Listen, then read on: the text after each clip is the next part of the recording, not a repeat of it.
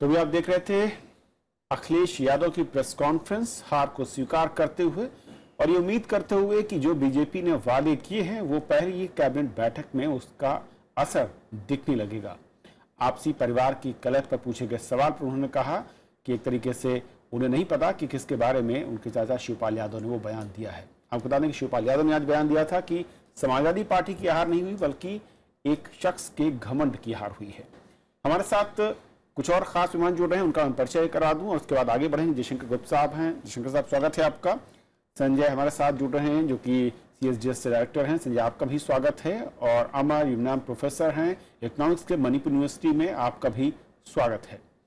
संजय जी, सबसे पहले जिस तरीके से जो तमाम हलचलें हो रही थी उस पर आऊं और वोट शेयर बात करूं कि लेकिन आम आदमी पार्टी और पंजाब को लेकर कई सारी चीजें चल रही थी और मैं आपसे समझना चाहूंगा सर कि किस तरीके से इसे देखा जाए, क्योंकि आम आदमी पार्टी जो फैक्टर है वो दिल्ली के बाद पंजाब में ऐसा लग रहा था कि काफी अहम होने जा रहा है। अहम हुआ जरूर, लेकिन उम्मीदें जो थी उससे शायद आज ही रह गई।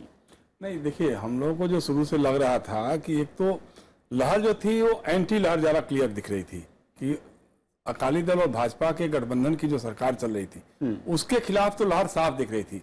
अब उस लहर को कौन एनकरेज कर रहा था, जैसे मैं बार बार कह रहा था कि 60 से 70 सीटें मिलेंगी, ये कांग्रेस को भी मिल सकती है, आम आदमी पार्टी को भी मिल सकती हैं। उस समय ऐसा लग रहा था, लेकिन बाद में लगा लोगों को कि एक तो पहली बात थी कि आम आदमी पार्टी ने अपना कोई नेता प्रोजेक्ट नहीं किया, तो लोगों में कंफ्यूजन की स्थिति बनी रही। कहीं कहीं आता था कि शायद हो सकता है अरविंद केजरीवाल दिल्ली से जाकर के वहां मुख्यमंत्री बन जाएंगे, तो हरियाणा के किसी बनिया को अपना मुख्यमंत्री पंजाब मान लेगा, ये तो सोचने की बात ही नहीं थी। तो एक तो इस पर भी चल रहा था, उनके अंदर कोई क्लैरिटी नहीं थी। अच्छा, दूसरे लगातार उनकी पार्टी में तोड़फोड़ भी हो रही थी बीच बीच में। हालांकि ये सब खबरें भी आ रही थी कि साहब NRI जा रहे हैं और ग्राउंड लेवल पे काफी काम कर रहे हैं, मालवा में बहुत जबरदस्त असर है, लेकिन ऐसा दिखा नहीं। लास्ट में लोगों ने मान लिया कि नहीं साहब, एक बार फिर से देख लेते हैं, अमरिंदर सिंह को ही देख लेते हैं, चूंकि वो बुजुर्ग है, समझदार है और उन्होंने रूल भी किया है, राजा है, तो चलो उनको मौका देना चाहिए। फिर नवजोत सिंह सिद्धू का भी जो कांग्रेस में जाने का हुआ, तो उससे भी थोड़ी कांग्रेस की लहर मजबूत होने में सफलता मिली, क्योंकि आम आदमी पार्टी के साथ उनकी जो अपनाविंग चल रही थी वो पक्की नहीं हो पाई और वो कांग्रेस में चले गए। तो एक तो उनका भी थोड़ा जुझारू व्यक्तित्व है, जुझारू अभियान है उनका, चुनाव अभियान, तो उसका भी असर कुछ पड़ा। यस, कहीं ना कहीं पंजाब में आम आदमी पार्टी की हार जो है वो कांग्रेस के लिए फायदेमंद है, क्योंकि अगर कांग्रेस पंजाब में हारती तो उसका एक नेशनल पिक्चर पे एक बड़ा असर पड़ता। अब सुनने में तो ये भी आ रहा है कि जो बीजेपी का अपना वोट था या जो RSS के लोग थे, उन्होंने अपना वोट शिफ्ट करा दिया कांग्रेस की तरफ कि कम से कम ये ना जीत के आ जाए, क्योंकि अगर ये जीत के आ जाएगा, आम आदमी पार्टी जीत के आ जाएगी तो हमारे लिए चैलेंज बढ़ेगी। क्योंकि नरेंद्र मोदी को उन्हीं के मुहावरों में जवाब दे पाते हैं तो अरविंद केजरीवाल दे पाते हैं। बाकी अभी आज तक या तो बिहार के नीतीश कुमार अपनी शैली में देते हैं और ये थोड़ा सा उग्र और आक्रामक होकर के देते हैं, उन्हीं की शैली में देते हैं। तो ये एक बात हो सकती थी, पता नहीं इसमें क्या सच है क्या सच नहीं है। एक में मजाक कर रहा था किसी कांग्रेसी नेता से आज, हालांकि वो अगर राजनीतिक दृष्टि देखो तो वो बड़ी एक सही बात था कि कांग्रेस के रास्ते के 3 कांटे जो है इस चुनाव में साफ हो गए। एक अखिलेश यादव, एक मायावती और एक आम आदमी पार्टी।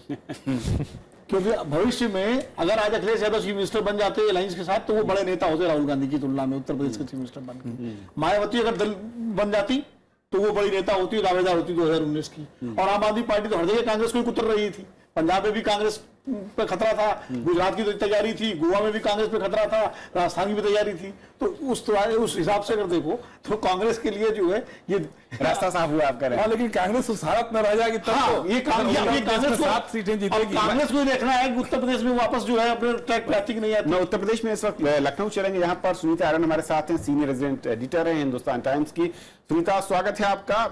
लंबा वक्त आपको वेट करना पड़ा, माफी चाह रहा हूं, लेकिन उत्तर प्रदेश की राजनीति जिस तरीके से नतीजों के जरिए सामने आ रही है, 2 चीजें जो एक विनोद जी ने मजाक की बात कही, अब मैं उसको गंभीरता से अगर समझूं, मजाक में थी, निकली मजाक में थी, गंभीरता से कि क्या इस बार की पॉलिटिक्स के साथ समाजवादी पार्टी जो कि प्रमुख पार्टी हुआ करती थी वो किनारे पर खड़ी होती दिख रही है, बहुजन समाज पार्टी हाशिए के बाहर जाती नजर आ रही है, कांग्रेस जो कि एक राष्ट्रीय पार्टी हुआ करती थी वो एक क्षेत्रीय पार्टी अपना दल से भी नीचे उसकी संख्या पहुंच जाती है। देखिए, अगर आप देखें 2012 का चुनाव, 2007 का चुनाव, तब बीजेपी नीचे गई थी और मेरा जहाँ तक ख्याल है बीजेपी ने राम मंदिर इशू के बाद धीरे धीरे वो नीचे होती रही और 2012 में उन्होंने 15% वोट लिया और 47 सीट जीती। हैविंग सेड सो, अब आज की तारीख में मायावती जी और समाजवादी पार्टी और बीएसपी, जिसने 1993 के बाद इस आप कह सकते हैं स्टेट की पॉलिटिक्स पे डोमिनेट किया है, वो अचानक बिल्कुल नीचे जाती नजर आ रही है। बट ये राजनीति है, इसमें कभी कोई पार्टी ऊपर उठती है, कभी नीचे। सबसे ज्यादा अगर किसी पार्टी को नुकसान होता है वो है कांग्रेस, क्योंकि कांग्रेस ने अकेले भी 27 साल तक कोशिश करी रिवाइव करने की, वो रिवाइव नहीं हो पाए। और आज की तारीख में अलायंस करके भी देखा तो उसमें भी उनको फायदा नहीं हुआ। और 2019 लोकसभा में कांग्रेस के स्टेक सबसे ज्यादा हाई है। तो अगर आप उस तरह से देखें तो एसपी बीएसपी को एक बहुत बड़ा सेटबैक है, but they can again come back, क्योंकि उनके पास अपने अपने वोट बैंक्स हैं। वो अभी थोड़े कमजोर हुए, फिर से कंसोलिडेट कर सकते हैं, पर कांग्रेस के लिए एक बहुत बड़ी मुश्किल की बात है। सिंधु जी, उत्तर प्रदेश में इससे पहले जो विधानसभा चुनाव होते रहे, हम सब देखते रहे कि 29 से 30% के वोट शेयर के साथ दल सत्ता की कुर्सी को हथिया लेता था। इस बार बीएसपी अपने वोट शेयर के साथ वहीं पर खड़ी है, करीब 22%। समाजवादी पार्टी का जरूर थोड़ा कम हुआ है, लेकिन बीजेपी ने मेंटेन किया है उस वोट शेयर को जो कि लोकसभा चुनाव में था। क्या वजह आपकी नजर में है? ये बहुत ही अद्भुत बात है कि आप जितने विधानसभा के चुनाव देखें जो लोकसभा चुनाव के बाद हुए, कई जगहों पे बीजेपी अपने सत्ता में आई है। हम हरियाणा का जिक्र कर सकते हैं, हम झारखंड का जिक्र कर सकते हैं और कई ऐसे राज्य हैं। बट इन राज्यों में भी बीजेपी चुनाव जीतने के बावजूद उनके मत के प्रतिशत में गिरावट आई है लोकसभा की तुलना में। अगर आप देखें उत्तर प्रदेश की बात करें और उत्तराखंड की बात करें, शायद ये दो राज्य हैं, कम से कम उत्तर प्रदेश में तो बहुत ही स्पष्ट है बीजेपी के वोट का प्रतिशत गिर नहीं रहा है। इसकी वजह हमें यह दिखाई पड़ती है कि बीएसपी अपना कोर वोट भी ठीक से समेट नहीं पाया, सेंध लगी है। हाँ, और बिल्कुल जो एडिशनल वोटर्स हैं उनको तो बिल्कुल भी अट्रैक्ट करने में विफल रही। समाजवादी पार्टी के साथ भी लगभग यही होता हुआ दिखाई पड़ता है। जो मुस्लिम यादव कॉम्बिनेशन था शायद वही उनके साथ रहा, इसके अलावा और समुदाय के वोटरों को वो अट्रैक्ट करने में विफल रहे।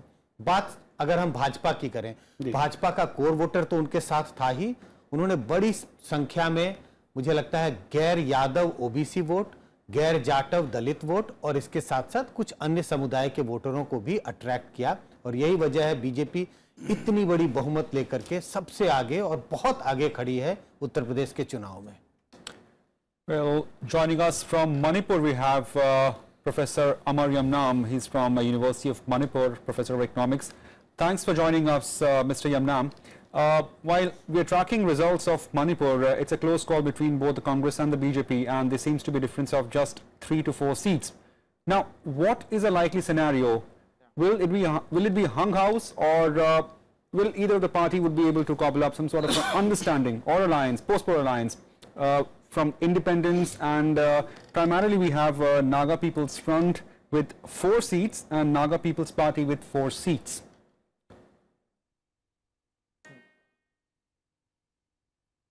Well, there seems to be no, Nationalist People's Party, that is NPP. Right. Yes, Mr. Yamnam, I can hear you. Not Naga. NPP is not Naga People's Party. Oh, I'm sorry, it's National People's Party. Yes, you're right. Yeah. I stand corrected. Yeah. So the Please. Yeah. Well, it is going to be a hung assembly, no doubt about that. But BJP has the in forming the government. They have.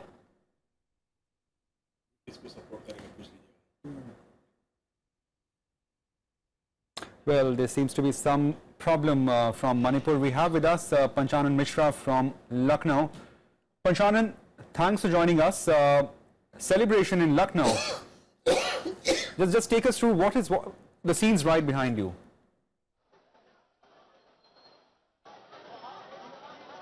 Yeah, Rajat, let me show you the pictures. The celebration is continuing in BJP state headquarters, Lucknow. It's just in front of assembly, UP assembly, and you can see the celebration is on since 10 a.m. in the morning, and various candidates who are winning candidates are coming here and meeting to party cadres and expressing their happiness. So this is a celebration mood for BJP in Lucknow. But the main focus is now shifted to who will be the chief ministerial candidate. That is the big question out here, because we learned that there will be a candidate who will have the background of RSS, because Narendra Modi is targeting 2019 Lok Sabha elections, and the party sources are saying that he wants the candidate who will be who will be trusted, who will deliver his schemes and work. So we may see any new face who will have a very strong RSS background. However, the 2 to 3 candidates who are in fray, including Keshav Prasad Maurya and the cabinet minister Mr. Manoj Sinha, and also the Lucknow mayor Mr. Dinesh Sharma. But there are strong possibilities that there may be a candidate who will be from the RSS background. So the decision will be taken by tomorrow evening in the parliamentary board of BJP in Delhi. So we will have to wait and watch who will be the chief ministerial candidate for this BJP, UP BJP. और पंजाब में बिल्कुल ठीक कहा आपने। और अगर हम BJP की पुरानी जीत और राज्यों को देखें, चाहे वो महाराष्ट्र का मसला हो, हरियाणा की बात करें, झारखंड में, इन जगहों पर ऐसे चेहरे सामने आए जो कि पहले चर्चा में नहीं थे। क्योंकि आप लंबे अरसे से बीजेपी को कवर कर रहे हैं और चुनाव के दरमियान उससे पहले भी कुछ ऐसे युवा चेहरे आपको नजर आ रहे हैं जिनका आरएसएस के साथ बहुत अच्छे प्रगाढ़ संबंध हो, अच्छा बैकअप हो, जो इन नामों के अलावा, क्योंकि जो नाम फिलहाल चर्चा में ऐसा लगता है कि ये अपने कुछ समर्थकों की ओर से सामने रखवाए जा रहे हैं, मीडिया में अपने नाम को खुद उछाला जा रहा है। जी हाँ कविन, देखिए यहाँ पर 2 बड़ी घटनाएं हैं। एक तो घटना यह है कि बीजेपी का सत्ता में आना, और दूसरा इस बड़ी मेजॉरिटी के साथ जहां 325 सीटों को पार करते हुए आना, ये अपने आप में बीजेपी के लिए एक, या कहिए नरेंद्र मोदी के लिए एक बड़ी बात यह है कि इसको डिलीवर करना है, क्योंकि जो बड़ा मैंडेट उनको मिला है उसको डिलीवर करने के लिए उनको अगले लोकसभा चुनाव के लिए तैयारी करने के लिए एक ऐसा चेहरा चाहिए जो उनकी स्कीम्स को, उनकी बातों को आगे डिलीवर कर सके और एक कर्मठ हो और उसकी बिल्कुल स्वच्छ छवि हो। साथ में उनको इस बात को भी संभालना है कि अगड़े या पिछड़े की जो राजनीति है, जैसे केशव प्रसाद मौर्य वो पिछड़े का चेहरा है और उत्तर प्रदेश बीजेपी के अध्यक्ष है, तो उसको भी साधने के लिए मुख्यमंत्री का चेहरा हो सकता है कि कुछ ऐसा हो जो अगड़ी जाति का हो। तो शायद ये एक कॉम्बिनेशन मिलाना और बैठाना ये बड़ी चीज है। तो ये जो कुछ बातें आ रही हैं सामने कि आरएसएस के बैकग्राउंड से कोई एक ऐसा चेहरा सामने आ सकता है, जैसा कि हरियाणा में आया, जैसा कि झारखंड में आया, वो यहाँ पर उत्तर प्रदेश में देखने को मिल सकता है। हालांकि कयास लगाना बहुत मुश्किल है क्योंकि बीजेपी के अंदर से ऐसा कोई नाम अभी तक सामने आया नहीं है। लेकिन हाँ, संसदीय बोर्ड की बैठक कल होने वाली है। प्रधानमंत्री नरेंद्र मोदी पहुंचने वाले हैं, कल शाम 6 बजे पहुंचेंगे BJP headquarter Ashoka road Delhi में, वहां संसदीय बोर्ड की बैठक है और वहीं पर इसकी घोषणा कल मिल जाएगी। लेकिन जो नाम चर्चित है, ऐसा संभावित है कि शायद उसमें से आपको कोई चेहरा देखने को ना मिले। संजय, क्योंकि आपने लंबे अरसे तक देखा और अलग अलग सर्वेस के जरिए आप पार्टियों के अंदर और जो उनकी भावी रणनीति होती है उसको सामने लाते रहे, चेहरे को लेकर मुख्यमंत्री पद, क्योंकि उत्तर प्रदेश में लोकसभा में प्रचंड बहुमत और विधानसभा में वहां की जनता ने इतना बहुमत शायद ही कभी किसी पार्टी को दिया हो। किस तरीके की चेहरे की उम्मीद आप देख रहे हैं और पार्टी की जो लाइन है और पार्टी का जो पिछले 3 राज्यों का अगर अनुभव देखें तो उस लिहाज से कहां पर कौन फिट बैठता नजर आता है? आपने एक बात का जिक्र किया कि बहुत ही बड़ा बहुमत, और ऐसा शायद नहीं, बिल्कुल कभी ऐसा उत्तर प्रदेश की राजनीति में नहीं हुआ। इसके पहले 1980 के चुनाव में कांग्रेस को 294 सीटें मिली थी और 300 सीटें पार करना कभी भी किसी पार्टी के लिए संभव नहीं हुआ। सवाल यह होता है कि कौन चेहरा होगा। कई समय से, कई महीनों से इस बात की कयास लगाई जा रही थी कि अगर जो तीनों मुख्य पार्टियां उत्तर प्रदेश के चुनाव में थी, बसपा, सपा और बीजेपी, इन सब तीनों पार्टियों के अपने कोर सपोर्ट बेस था। बीजेपी के पास ऊंची जाति के लोग थे, समाजवादी पार्टी के पास जो बार बार बात होती थी यादव मुस्लिम कॉम्बिनेशन था, और बसपा के पास दलित वोट था। तीनों पार्टियों को यह पता था कि चुनाव जीतने के लिए उन्हें अपनी पैठ दूसरे समुदाय में बनानी होगी। बीजेपी ने इसके लिए शुरू से प्रयास किया और गैर यादव ओबीसी के बीच में उन्होंने अपनी पैठ बनानी शुरू की। ऐसा प्रतीत होता है जिस तरह का वोट मिला है बीजेपी को कि उस वर्ग का बहुत बड़ी संख्या में वोट बीजेपी को मिला है। गैर जाटव दलित हैं, उनका भी बड़ी संख्या में वोट मिला है। तो अगर इस सोशल इंजीनियरिंग का प्रयास बीजेपी ने किया बहुत पहले से और उसमें सक्सेसफुल हुए, मुझे लगता है बीजेपी ये कोशिश करेगी कि ऊंची जाति का अपर कास्ट से न होके बल्कि गैर यादव ओबीसी वर्ग जो है उसमें से एक चेहरे की तलाश की जाए, क्योंकि चुनाव ये अंत नहीं है। ये अभी विधानसभा का चुनाव है, आने वाले 2-3 सालों में उन्हें लोकसभा के चुनाव के लिए भी आगे जाना है। सुनीता, क्योंकि आप लखनऊ में हैं, आप थोड़ा सा बेहतर कयास लगा सकती हैं और किसी चेहरे के करीब अगर आपको लगता है कि वो तमाम फैक्टर जोड़ सकते हैं जो कि यूपी में मुख्यमंत्री के तौर पर बीजेपी रख सकती है, जिस तरीके से हमने महाराष्ट्र में देखा था। क्योंकि अमित शाह ने जब प्रेस कॉन्फ्रेंस की और चेहरे को लेकर बात की गई तो उन्होंने कहा कि इस पर चर्चा होगी, लेकिन कई सारी पॉसिबिलिटीज के बीच में जो फैक्टर है वो परफॉर्मेंस होगी। देखता है कोई ऐसा चेहरा यूपी के अंदर फिलहाल? देखिए, BJP played a gamble. They did not have a chief ministerial face. सब लोग कह रहे थे कि बीजेपी क्यों नहीं एक चीफ मिनिस्टर का चेहरा लेकर आते हैं, जबकि अखिलेश और मायावती एक स्ट्रॉन्ग चेहरे थे। बट पार्टी ने डिसाइड करा कि मोदी जी के चेहरे पे ही हम चुनाव लड़ेंगे। एंड ये एक बारी फिर से प्रूव हो गया कि 2014 के जो मोदी जी हैं उनकी पॉपुलैरिटी आज भी यूपी में इंटैक्ट है। ये इलेक्शन अगर जीता गया है तो वो भी एक मोदी जी की जो पॉपुलैरिटी है और अमित शाह जी की जो स्ट्रैटेजी है, उन्होंने जिस तरह से पार्टी, मैं इस बात को मानती हूँ क्योंकि 2019 इलेक्शन बहुत सामने है, तो it will be an OBC. अब ओबीसी कौन होगा? वो यादव तो चीफ मिनिस्टर लेकर नहीं आएंगे, वो कोई लोअर कास्ट के लेकर आएंगे। तो अगर महाराष्ट्र पैटर्न अगर वो करते हैं तो केशव मौर्य उसमें ठीक बैठते हैं, क्योंकि उनका आरएसएस बैकग्राउंड है, वो भी आरएसएस से आए। आई थिंक अधिकांश जितने नेता हैं बीजेपी में, prominent leaders, they have a background in, they have grown in RSS sneakers.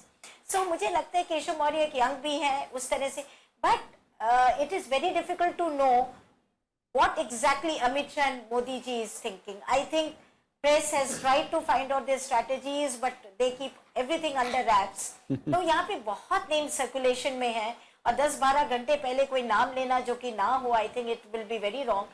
But yes, Keshav Maurya ji पे लोग बहुत कह रहे हैं क्योंकि महाराष्ट्र में उन्होंने देवेंद्र फडणवीस को मौका दिया था। जी अंग्रेजी साहब कुछ? एक तो पहले संजय जी कह रहे थे अभी तक 300 किसी ने क्रॉस नहीं किया है। 1970 में 352 सीटें जनता पार्टी को मिली थी और 1980 में 309 सीटें कांग्रेस पार्टी को मिली थी। 1980 में? 80 में। लेकिन 425 का हाउस था। 425 के नहीं, 403 के हाउस के जिक्र। हाँ, उसमें 425 का हाउस था। 425 में भी 300, लेकिन 352 425 में वैसे ही हो जाता है जैसे 403 में ये आपके 321 322 कमोबेश वही है। लेकिन चेहरे को लेकर मैं समझना चाहता हूं। चेहरे को लेकर मैं ये कह रहा हूं कि मेरे हिसाब से अभी 2019 में उत्तर प्रदेश में फिर बीजेपी को एक बड़ा काम जीतना है। 72-73 सांसद वहीं से आए थे और उत्तर प्रदेश में जो सामाजिक समीकरण जो बीजेपी ने आप बनाया है, जिसमें सवर्ण भी हैं, अति पिछड़े भी हैं और अति दलित भी हैं, ये उन्होंने एक पूरा अपना एक पोलराइजेशन करके एक अपना एक समूह बनाया है। ये आपको याद होगा कि सोशल इंजीनियरिंग बीजेपी में पहली बार नहीं हुई है, ये कल्याण सिंह के जमाने से शुरू हुई थी। 1991 में बड़े बड़े चेहरे थे, अटल बिहारी वाजपेयी तक का नाम लिया गया था, मुरली मनोहर जोशी का नाम लिया गया था मुख्यमंत्री पद पर, राजेंद्र गुप्ता उसमें बड़े नेता होते थे और भी कई नेता थे, लेकिन कल्याण सिंह को लाया गया इसलिए कि वो गैर यादव एक लीडर वहां पर पिछड़ी जाति की थी और ये सोशल इंजीनियरिंग तब से चल रही है। अब इतना बड़ा समूह बना है तो अब एक बड़ी कैच-22 सिचुएशन है बीजेपी के सामने कि अगर वो केशव प्रसाद मौर्य को बनाते हैं तो जो बीजेपी का सवर्ण जनाधार है, क्योंकि प्रधानमंत्री भी पिछड़ा, उत्तर प्रदेश में मुख्यमंत्री भी पिछड़ा और उत्तर प्रदेश ब्राह्मणिकल ऑर्डर का जो हमारी जो कास्ट सोसाइटी है उसका सबसे बड़ा केंद्र है। अभी फौरी तौर पर तो ये सारा समूह बन गया है, लेकिन वो फिर एक अनरेस्ट शुरू होगा और उत्तर प्रदेश में लॉबिंग शुरू होगी जो कल्याण सिंह के खिलाफ भी उनके दूसरे कार्यकाल में हुई थी। और 50-50 विधायक, सुनीता जी को याद होगा, यहाँ अटल बिहारी वाजपेयी से आगे मिलकर कल्याण सिंह को हटवाने पे आते थे और यही कहते थे कि ये जो है खाली पिछड़ा बात कर रहे हैं। तो ये अंतर विरोध बीजेपी में उत्तर प्रदेश में आएगा, हो सकता है महाराष्ट्र में ना आ रहा हो, लेकिन उत्तर प्रदेश में ये, लेकिन अगर वो पिछड़े को नहीं बनाते हैं तो ये जो संदेश दिया गया केशव प्रसाद मौर्य को बना करके कि प्रदेश अध्यक्ष उनको अचानक सडनली उनका एलिवेशन हुआ, कोई नहीं जानता था केशव प्रसाद मौर्य कौन है और लक्ष्मीकांत वाजपेयी को हटा के प्रदेश अध्यक्ष बना दिए गए और ये मैसेज है उनकी जाति में और अति पिछड़ों में कि हमारा ही चीफ मिनिस्टर बनेगा, इसीलिए ये गोलबंदी भी हुई है। एक कारण है, अगर उनको नहीं बनाते हैं तो वो चले जाएंगे तो समाजवादी पार्टी को फिर मौका मिलेगा।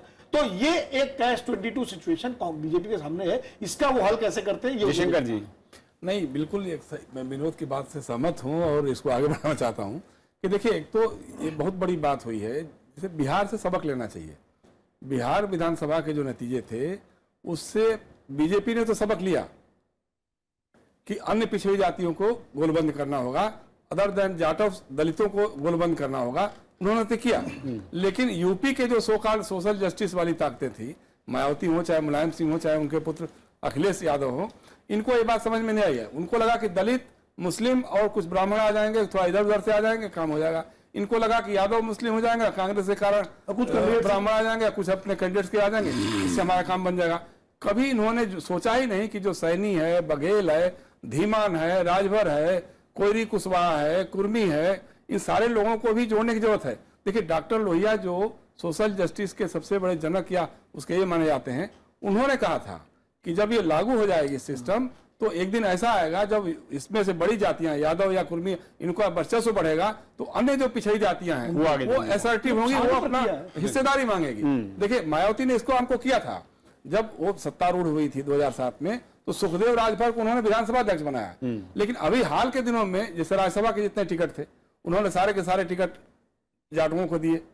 इसके नतीजे में उनके साथ से स्वामी साहब मौर्य गए, दारा सिंह चौहान छोड़ के गए। सीताराम येचुरी को सुन लेते हैं कि वो क्या कह रहे हैं चुनाव नतीजों पर। 50% से ज्यादा वोट वो वो अभी भी मतलब उसके आसपास पहुंचे, मतलब उसको भी पार नहीं कर पाए। लेकिन जहां तक पंजाब में तो भारी हार मतलब उनको भुगतना पड़ा और कांग्रेस का एक बहुत बड़ी मतलब वहां पे 3/4 जीत अगर यूपी में बीजेपी की हुई तो 3/4 जीत कांग्रेस हुई, पंजाब में हुई। और मणिपुर और गोवा में अभी तक जो आए हैं आंकड़े उससे तो कांग्रेस की बढ़त नजर आ रही है। तो इन पांचों में से छोटे बड़े जो भी है आप 3-2 के मुकाबले में चल रहा है मतलब सिलसिला, तो इसके अंदर भी ये जो मिक्स्ड है reaction.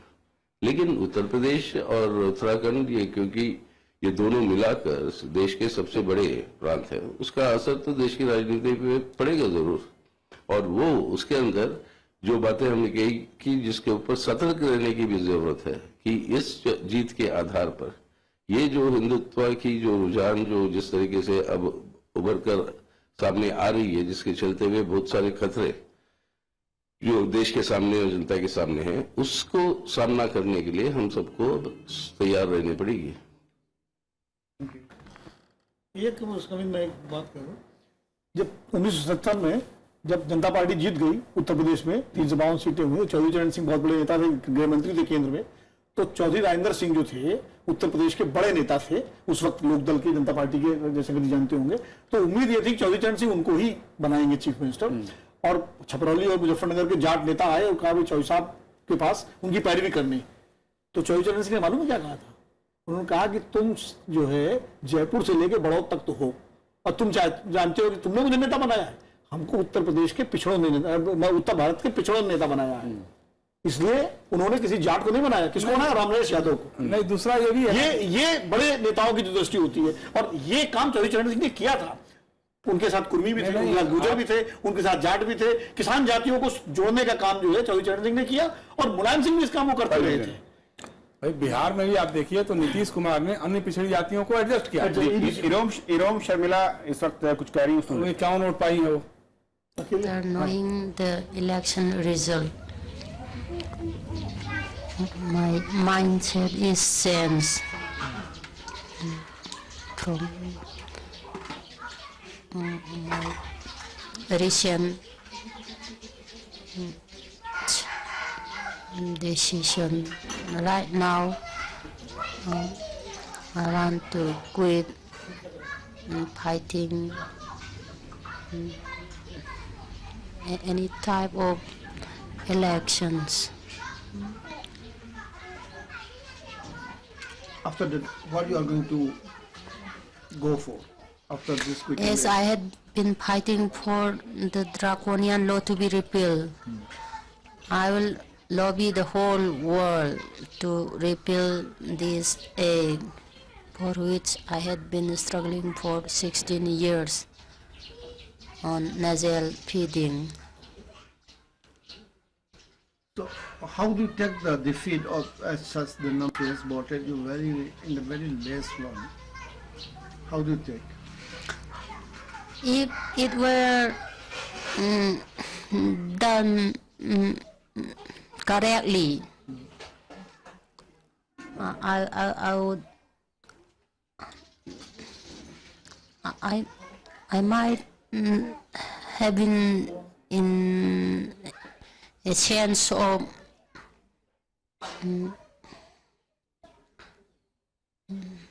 shame. Well, there we had Iram Sharmila reacting to the results of Manipur Assembly elections. She had contested against the sitting Chief Minister Okram Ibobi Singh, whose fate now hangs in balance. For more, we have with us Mr. Amar Yamnam from Manipur University. Thanks for joining us, Mr. Yamnam. Like we were discussing last time, who is having an advantage right now in Manipur, considering the gap between Congress and BJP seems to be not much in terms of seat? Well, yeah, BJP has the advantage because it had pre-poll understanding with NPF. The poll which the NPF has got so far will definitely support BJP, whereas Congress doesn't have any other group. And MPP also is most likely that they would support the BJP because whatever the margin of difference between Congress and the BJP is such that with NPF, in any case, BJP is most likely to have more number of MLAs than Congress. So since the probability of Congress forming the government is definitely higher, NPP also would like to support BJP. And LJP already they have got alliance with BJP. Mr. Yamnam, as per the BJP figures, has the advantage. right. Mr. Yamnam, as per the figures right now, going by the Election Commission website, we have BJP, which has won 20 seats, leading on one more. Congress had won 24, leading on one more, where NPP had won 4, and National People's Party had won 4. Now, as you said, if BJP gets to form the government, it will be a coalition of at least 4 parties. Is that what you mean? No, either way it's going to be coalition government. There's no alternative to that. Right. So, there we have Mr. Yamnam. I mean, as per him, it's advantage BJP in Manipur. And remember, Manipur was one state where BJP had taken election campaign rather strongly to spread its tentacles in the northeast. It has been a Congress stronghold traditionally, but BJP had broken into it last year by forming government in Arunachal and storming Assam elections in May last year. और इस बीच गोवा की तरफ भी देख लेते हैं कि गोवा में जो 40 सीटों में से जो नतीजे अब तक सामने आ रहे हैं वहां पर भी स्थिति थोड़ी सी मैं कहूं कि भी धुंधली नजर आ रही है। संजय जी, यहां पर आम आदमी फैक्टर के बाद क्या ये तस्वीर ज्यादा धुंधली हो गई, या फिर आम आदमी पार्टी अगर वहां पर नहीं उतर रही थी तो शायद कांग्रेस के लिए पोजीशन और अच्छी होती है, फिर बीजेपी के लिए? असल में आम आदमी के आने के बाद नुकसान किसका हुआ है? इस बात की जांच पड़ताल करना तो थोड़ी अभी जल्दबाजी होगी, लेकिन ये जरूर है छोटे से स्टेट में जहां सिर्फ 30 विधानसभा के जहां सिर्फ 40 विधानसभा की सीटें हैं, वहां पे थोड़े से वोट अगर कट गए, जहां बाइपोलर कंटेस्ट होता था वहां आम आदमी का प्रवेश होता है और एक और छोटी सी पार्टी उभर करके आती है। आम आदमी पार्टी मुझे लगता है जहां तक है कांग्रेस के वोटों का नुकसान किया होगा और यही वजह है कि कांग्रेस वहां एक क्लोज कंटेस्ट में फंसी हुई। अगर शायद आम आदमी पार्टी हाइपोथेटिकली अगर आम आदमी पार्टी वहां नहीं होती तो शायद कांग्रेस गोवा का चुनाव निकाल ली है। और जिस तरीके से वहां पर कांग्रेस पार्टी ने चुनाव लड़ा और बीजेपी के जो खुद मुख्यमंत्री हैं वो अपनी सीट हार गए, ये संकेत क्या है फिर?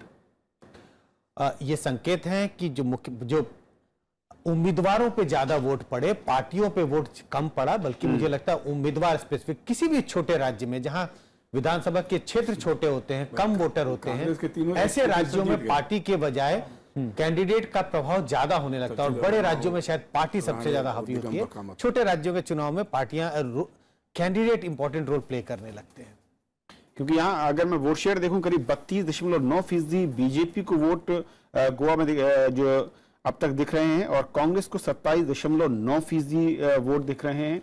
यानी कि वोट शेयर के डिफरेंस को भी अगर देखें उसके बावजूद बीजेपी और कांग्रेस पार्टी का जो डिफरेंस है वो उतना ज्यादा नहीं। ये जो कैलकुलेशन है ये असल में वोट शेयर में कई बार ज्यादा है। यूपी में देखूं मैं 22% मायावती के पास वोट शेयर जाता है, लेकिन सीटें 20 से भी कम हो जाती हैं। कई बार इस तरह के कंटेस्ट में, जब त्रिकोणीय कंटेस्ट हो जाता है, कई बार आप कंटेस्ट में है, एक थ्रेशोल्ड चाहिए होता है चुनाव जीतने के लिए। हो सकता है आपको 25% पे, अगर हम लोकसभा मान लीजिए विधानसभा की बात करें, 25% पे एक भी सीट नहीं, त्रिकोणीय मुकाबला है, लेकिन जैसे ही आपको 27-28% के पास आते हैं तो आपको सीटें मिलने लगती हैं, और शायद अगर 2% वोट और बढ़ गया 30%, तो हो सकता है आप एक वेव क्रिएट कर दें। तो त्रिकोणीय मुकाबले में, क्योंकि अन्य को जरूर कुछ ना कुछ वोट मिलते रहते हैं, अन्य का मतलब कुछ उम्मीदवार हैं जो निर्दलीय हैं, कुछ छोटी पार्टियां होंगी, तो एक थ्रेशोल्ड के बराबर 20-22-23% पे कोई सीट नहीं, और शायद 28 होते ही आपको सीटें मिलने लगती है, और अगर 2% और वोट बढ़ गया तो शायद बहुत बड़ी संख्या में सीटें मिल सकती हैं। विरोध जी, गोवा को लेकर मैं थोड़ा सा आपका एक रिएक्शन चाहूंगा, क्योंकि जिस तरीके का वहां चुनाव हुआ, आम आदमी पार्टी ने पहली बार दिल्ली से जाकर और गोवा में फ्लाइट से लैंड की, और उसके बाद एक बड़ी वेव की वहां पर बात हो रही थी। लेकिन यहां पर जो एक अब तक दिख रहा है, नेशनल कांग्रेस 17 पार्टी और 13 पर बीजेपी वहां पर आगे दिख रही है। क्या वाकई जो फर्क है उत्तर भारत से और गोवा में अगर पहुंचते यहाँ पर एक शख्स की छवि के सहारे पार्टी स्वीप करती है, तो वहां पर उसी पार्टी का मुख्यमंत्री अपना चुनाव भी हार जाता है, जबकि वो शख्स जिनके सहारे स्वीप करती है, उन्होंने बाकायदा बैठ करके वहां पूरा गोवा में ही कैंप किया। जी, पारिकर साहब ने सर्जिकल स्ट्राइक के जो हीरो थे उत्तर प्रदेश में, जब उनका सम्मान हो रहा था जगह जगह, वो गोवा में ही कैंप किया, यूपी में नहीं आया, जबकि यूपी से एमपी हैं वो इलेक्शन में, कि गोवा में किसी, यहां तक मैसेज दिया गया कि अगर पार्टी जीतती है तो उनको वापस गोवा मुख्यमंत्री बना दिया जाएगा, लेकिन उसके बावजूद गोवा में बीजेपी हारती है। एक और महत्वपूर्ण चीज है, नोटबंदी को लेकर हम उत्तर प्रदेश में तो सब कह रहे हैं नोटबंदी पे मोहर लग गई, सबसे ज्यादा गोवा इफेक्टेड था वो नोटबंदी से, टूरिज्म इंडस्ट्री सबसे ज्यादा इफेक्टेड हुई थी, होटलों में कमरे नहीं थे, और गोवा में बीजेपी हार रही है, उनका इनकम्बेंट चीफ मिनिस्टर हार रहा है, तो नोटबंदी वहां बीजेपी खिलाफ जा रही है क्या? ये प्रश्न भी हमको देखना पड़ेगा। अगर उत्तराखंड उत्तर प्रदेश में नोटबंदी बीजेपी के पक्ष में है, तो पंजाब और मणिपुर और गोवा में बीजेपी खिलाफ है, तो इसका मतलब फिर नोटबंदी का या तो फिर मुद्दा ही नहीं है, मुद्दा नहीं है, या है तो क्या अलग अलग है? गोवा के लोगों को तकलीफ है, यूपी के लोग खुश हैं। नोटबंदी को किसी ने उस तरह से भुनाने की कोशिश भी नहीं की। हाँ, विपक्ष जो उसमें नाकामयाब रहा, जैसे वो सवाल पूछना चाहिए था कि भाई नोटबंदी का फायदा किन गरीबों को हुआ, कुछ लोगों के नाम बता दीजिए। नहीं, लेकिन वही चीज गोवा में जाके बदल कैसे रही है, क्योंकि लोकतंत्र में जिस तरीके और एक साथ चुनाव हो रहे हैं, हाँ, और वही पार्टियां और उन्हीं चेहरों के सहारे दोनों ही राज्यों में अगर कंपेयर करें, तो एक पार्टी वहां पर धराशायी होती दिखती है, उनका मुख्यमंत्री हारता, और यहाँ पर एक तरीके से मैं कहूं कि लैंडस्लाइड विक्ट्री। और गोवा में नोटबंदी के बाद गोवा की मीटिंग में ही प्रधानमंत्री जी ने कहा था कि मुझे डर है कि मेरी, आप याद होगा, जिसमें उन्होंने बहुत ही भावुक भाषण दिया था, गोवा में ही वो भाषण हुआ था उनका, जब उन्होंने ये दिखाया था कि जिसमें उनका मेरी हत्या भी कराई जा सकती है, जिसको लेकर के संसद तक में लोगों ने कहा था भाई ये क्या हो रहा। तो सबसे भावुक भाषण प्रधानमंत्री जी ने नोटबंदी के बाद गोवा में ही दिया था। नहीं, अगर आम आदमी पार्टी गोवा में नहीं होती तो शायद स्थिति और बीजेपी खराब होती, मुझे जहां तक लगता है, क्योंकि उसका नेतृत्व था वो क्रिश्चियन लोगों के बीच में था, जो कांग्रेस के वोटर माने जाते हैं। तो अगर वो नहीं होते तो शायद हो सकता है कि ये स्थिति थोड़ी और बदल जाती। जैसे कि उसका काउंटर ये भी है कि अगर वो मोर्चा नहीं होता जो आरएसएस से निकला हुआ, और शिवसेना और गोमंतक पार्टी जो है एमजीपी, तो बीजेपी का दोनों पे लागू होता है। बाद में वेलंकर भाजपा कैंप में आ गए थे, मतलब उन्होंने कह दिया था कि भाई हमको अब कहीं और नहीं जाना, यही रहना। हालांकि चुनाव के बाद नहीं, चुनाव के समय ही, उससे पहले आ गए। संजय जी, एक आपका रिएक्शन जरूर चाहूंगा, क्योंकि मैं दोनों अगर स्टेट में देख रहा हूं, क्योंकि बहुत रोचक है ये देखना अपने आप में। एक स्टेट में वही मुद्दे अगर हावी हैं और जीत के आधार बन रहे हैं, तो दूसरे स्टेट में क्या फिर वही मुद्दे हार के कारण हैं, या फिर मैं कहूं कि हर राज्य में मैथमेटिकल जो गणित है पार्टियों का, जातियों का, वो सबसे ज्यादा हार जीत के मैं कहूं कि पूरा क्या कारक के तौर पर काम करता है। 5 राज्यों के चुनाव हुए, सबके नतीजे आए, एक सूत्र में चुनाव के नतीजों का एनालिसिस कर देना मुझे लगता है बेईमानी होगी। अलग अलग राज्यों के नतीजों को देखें। अगर हम उत्तर प्रदेश की बात करें तो क्या कहें कि ये मान लें कि ये सिर्फ नोटबंदी पे मुहर है, मुझे लगता है इतनी बड़ी जीत जो है वो कई कारणों से हुई है। नोटबंदी उसमें एक कारण हो सकता है, लेकिन कोई बहुत बड़ा कारण नहीं है। मुझे लगता है वहां एक परिवर्तन की एक लहर दिखाई पड़ती है। इतनी बड़ी संख्या में अगर लोगों ने बीजेपी को वहां वोट दिया, तो एक जिज्ञासा थी एक नए एक्सपेरिमेंट के लिए, एक नई पार्टी को मौका देने के लिए, उत्तर प्रदेश के विकास के लिए, उत्तर प्रदेश के शासन के लिए। नया भरोसा देख रहे थे लोग। नया नया भरोसा देख रहे थे। अब पंजाब की बात करें, नोटबंदी तो पूरे देश के लिए हुई, पंजाब में बीजेपी की करारी हार है, उसके सहयोगी दल की करारी हार है, तो क्या हम ये मान लें वहां नोटबंदी को रिजेक्ट कर दिया गया? मुझे लगता नहीं है कि नोटबंदी इतना बड़ा मुद्दा था जो 5 राज्यों में मतदाता उसके इर्द गिर्द अपने विचार बना रहे थे, वो इतना बड़ा मुद्दा रहा नहीं। सिर्फ जहां बीजेपी जीती वहां पे हम इसको अप्रूवल मान लें और जहां हारी वहां इसको डिसअप्रूवल मान लें, तो शायद ये एक सही एनालिसिस या सही विश्लेषण नहीं होगा। दूसरे राज्यों की बात करें, गोवा, मणिपुर, ऐसे छोटे राज्यों में मुझे लगता है जो लोकल मुद्दे ज्यादा हावी रहे। इवन मैं यूपी की भी बात करूंगा तो छोटे जो लोकल मुद्दे वो ज्यादा हावी रहते, इस तरह के बड़े मुद्दे जो स्वीप कर रहे हो 5 स्टेट्स में, ऐसा मेरा नहीं मानना है। और जो एक दूसरा फैक्टर, आज कई बयान आ रहे थे कि केंद्र की सरकार की, कुछ लोग कह रहे हैं कि ये तस्दीक कर रहे हैं, मतलब उस पर मोहर लगा रहे हैं चुनाव नतीजे, लेकिन कुछ लोग ये भी कह रहे हैं कि मोदी सरकार की, जो केंद्र की सरकार है, उनके फैसलों के विरोध में नतीजे हैं। अगर हम पंजाब की बात करें, वहां के नेताओं ने कहा, या फिर गोवा के कुछ नेताओं के हमने बयान देखे, यानी कि कहीं ना कहीं जो आप संजय कह रहे हैं कि लोकल फैक्टर और लोकल लेवल पर उम्मीदें किस तरीके की हैं और किससे जुड़ती हैं, ये बड़ी चीज है। तीनों 5 राज्यों में आप देखिए ना, इनकम्बेंट गवर्नमेंट जो है वो बाहर जा रही है। एक अभी मणिपुर का भी क्लियर नहीं है कि वहां कौन बनाएगा। अगर कांग्रेस बना लेती है तो फिर चौथी पारी होगी ओबीसी सिंह की। गोवा में बीजेपी बाहर जा रही है, पंजाब में एसएडी बीजेपी बाहर जा रही है, यूपी में अखिलेश यादव समाजवादी पार्टी सरकार बाहर जा रही है, और उत्तराखंड में कांग्रेस बाहर जा रही है। तो कहीं ना कहीं स्टेट एंटी इनकम्बेंसी भी इसमें बहुत बड़ा मुद्दा है। जी संजय जी। नहीं, बिल्कुल मैं इस बात से सहमत हूं। जैसा मैंने पहले भी कहा, लोकल मुद्दे चुनाव पे ज्यादा हावी रहे, ऐसा मान लेना इवन लोकसभा के चुनाव में भी क्या कोई एक मुद्दा है जिसके जो वोटरों के मन पे हावी होता है पूरे देश भर में, ऐसा बिल्कुल नहीं दिखाई पड़ता। इन राज्यों के चुनाव के नतीजों को भी देखें, अलग अलग फैक्टर अलग अलग राज्यों में रहे। अगर नोटबंदी की इसको हम मुहर मान लें कि ये नोटबंदी पर मुहर है, पॉजिटिव मुहर है, तो बीजेपी को अगर पंजाब में चुनाव नहीं जीतती, लेकिन फिर भी अच्छा प्रदर्शन करना चाहिए। गोवा में उनकी सरकार थी, अपनी सरकार उन्हें बचानी चाहिए थी। मणिपुर में उनका प्रदर्शन, ये जरूर है पहले उनकी कोई उपस्थिति नहीं थी, अब उनका प्रदर्शन बहुत अच्छा है, लेकिन क्या ये नोटबंदी पर मुहर है? मैं उसको, इस बात को भी नहीं मानता। उत्तराखंड और यूपी की जीत एक तरह से जो वहां की जो स्टेट गवर्नमेंट थी उसके खिलाफ मतदान है, और लोगों को एक परिवर्तन के लिए वोट किया और परिवर्तन की उम्मीद है लोगों को।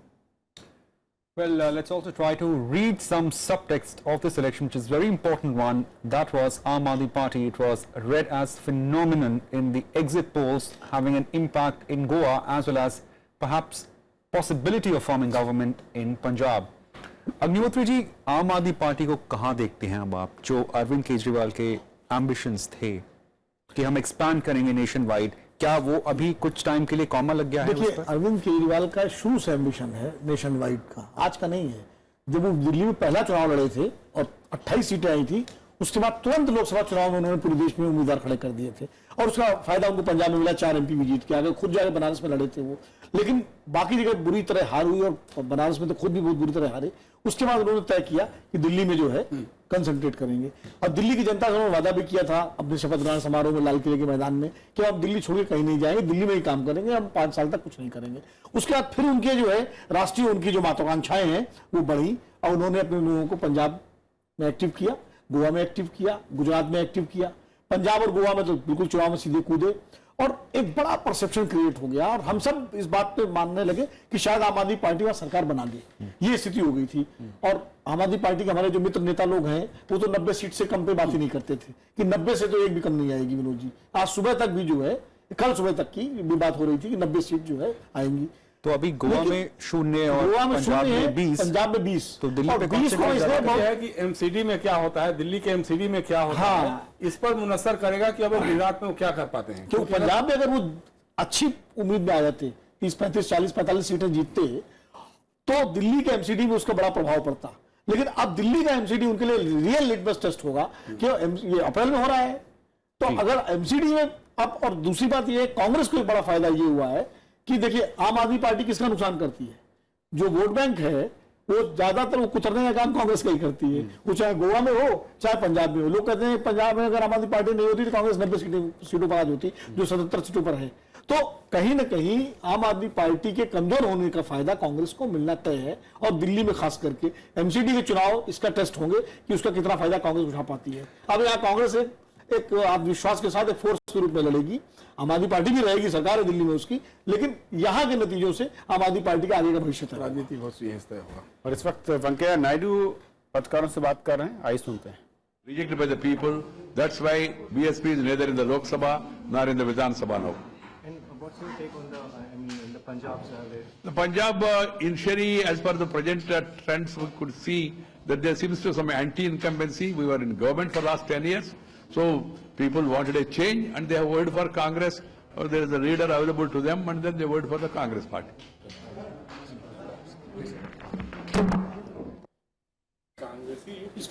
इस पूरे उसमें कांग्रेस मुक्त शब्द Right, का there we इस्तेमाल- have Union Minister Venkaiah Naidu talking to the press, talking more about the Aam Aadmi Party. Punjab में जलालाबाद खासकर की जो गढ़ बन गया था कॉन्टेस्ट का आम आदमी पार्टी के लिए, जहां से एमपी भगवंत मान खड़े हुए थे, वो हार गए हैं। लेकिन अभी भी पंजाब में आम आदमी पार्टी को लीडर ऑफ द ऑपोजिशन का दर्जा मिल सकता है। नहीं, आज एक बड़ी दिलचस्प चर्चा हो रही थी, एक चैनल पे हम बैठे थे कि पंजाब में सबसे बड़ा मुद्दा आम आदमी पार्टी ने नशे को बनाया, और चेहरा वहां कौन थे उनका? भगवंत मान साहब, आम आदमी पार्टी का, जिनपे मतलब उन्हीं के पार्टी के नेता ने आरोप लगाया कि साहब वो दिन में भी नशा शराब पी लेते हैं, ये आरोप मतलब उनकी पार्टी के नेताओं ने लगाया था। खैर वो कितना सच है कितना गलत। दूसरी बात ये है, आम आदमी पार्टी एक पॉलिटिकल स्टार्टअप के रूप में उसको आप देखिए, दिल्ली में वो सक्सेसफुल हुए, पहले 28 सीटें जीती, उसका 63 सीटें जीती, और एक मैं उस पार्टी का योगदान मैं मानूंगा राजनीति में, उसका जो अपना शैली, उनकी स्वच्छता, ईमानदारी, वो अलग, वो उनका अपना एक स्लोगन है, और उस पर वो, लेकिन सबसे बड़ा जो काम आम आदमी पार्टी ने किया था कि लोकसभा चुनाव के बाद जो लगातार नरेंद्र मोदी जी का दिग्विजयी चक्रवर्ती रथ चल रहा था, लोकसभा के बाद हरियाणा, महाराष्ट्र, झारखंड, जम्मू कश्मीर, तो वो दिल्ली में आके फंसा, और उसको आम आदमी पार्टी ने एकदम उसके पहिए जो है तोड़ दिए। उसकी वजह से बिहार में भी बीजेपी हारी। उसका एक साइकोलॉजिकल एक मनोबल जो होता है कार्यकर्ताओं का कि हाँ नरेंद्र मोदी हार भी सकते हैं, बीजेपी हार भी सकती है नेतृत्व में, तो इसलिए बिहार में भी लड़ सके, तो वो आम आदमी पार्टी का एक था। लेकिन आम आदमी पार्टी की समस्या ये हुई कि उनको इतना बड़ा मैंडेट मिला दिल्ली में, उन्होंने हर चीज काम करने में, उनके बीच में, बीजेपी के बीच में, केंद्र सरकार के बीच में जो ये झगड़ा जो चला कि हर चीज में कि भाई एलजी काम ने काफी कुछ तो उनके रास्ते में रोड़े बैठकाए गए, लेकिन विवाद को अनावश्यक बड़ा कर दिया। लेकिन विवाद इतना बड़ा हो गया कि जो काम उनके अधिकार क्षेत्र में था, कम से कम अगर उसको ही वो ढंग से करते तो शायद ज्यादा अच्छा होता। लेकिन हर चीज में ये भी सही है कि उनके तमाम 22 एमएलए के खिलाफ FIR हो गई, तो हम उनके खिलाफ एलजी हर आदेश को वापस कर देते थे, तो अड़ंगेबाजी भी खूब हुई है उनके खिलाफ, और उन्होंने उस अड़ंगेबाजी को और बढ़ा चला के पेश भी किया। चलिए, लेकिन चुनाव जब कहते हैं, जब नतीजे आते हैं तो उसका विश्लेषण आप कीजिए तो कई सारे नए आपको एंगल दिखेंगे, कई सारे कोण दिख सकते हैं, लेकिन कहना मुश्किल है। जैसे संजय ने कहा कि किसी एक राज्य में क्या बड़ा फैक्टर था, किसी पार्टी की जीत का कारण क्या था, हार का कारण क्या था, लेकिन इतना जरूर तय है कि मतदाता जागरूक है, होशियार है, और उसने अगर कोई फैसला दिया है तो अपनी समझ से उसने होशियारी के साथ दिया होगा, और उसे स्वीकार करना चाहिए। बहुत शुक्रिया आप सभी मेहमानों का हमारे साथ इस अहम चर्चा में जुड़ने के लिए। और फिलहाल एक ब्रेक, लेकिन ब्रेक के बाद ये सिलसिला चलता रहेगा। राइट।